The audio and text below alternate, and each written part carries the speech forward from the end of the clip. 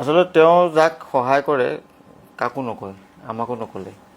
মই 28 তাৰিখে যোৰহাটলৈ আহিছোঁ, যোৰহাটত অনুষ্ঠানটোৰ কাৰণে, 13 দিনীয়া অনুষ্ঠানটোৰ কাৰণে। 29 তাৰিখে এজন মোৰ বন্ধু ঘৈণীয়েকে ফোন কৰিছে, মোৰ বন্ধুজন ঢুকাইছে, কৈছে, খুব কান্দিছে আৰু তেওঁ ক'লে মোৰ এটাই ভাগ্য ভাল যে ছোৱালীজনী মেডিকেল পঢ়ি শেষ হ'ব এবাৰ।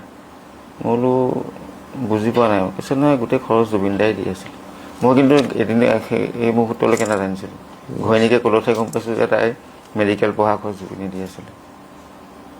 যোৰহাটৰে মানুহ, মই নাম নকওঁ। গতিকে তেনেকুৱা বহুত ঘটনা আছে।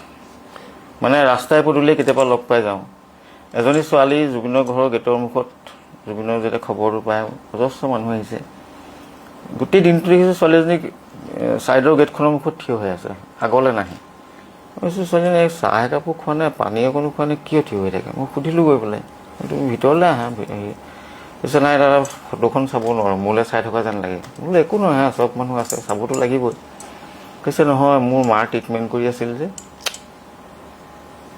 কোনেও নাজানে কিন্তু ক'ৰ ছোৱালী, কি কথা, কাক পইচা, কাক সহায় কৰি আছে, কোনো নাজানে। সেই ঘৰত দি যিকেইটাক দিয়ে সেইজন দেখে, কেতিয়াবা মই দেখিলোঁ, কেতিয়াবা PA ছেক্ৰেটাৰীয়ে দেখিলে। বাকী ভিতৰুৱাবিলাক কোনো নাজানে কাক কি কৰি আছে।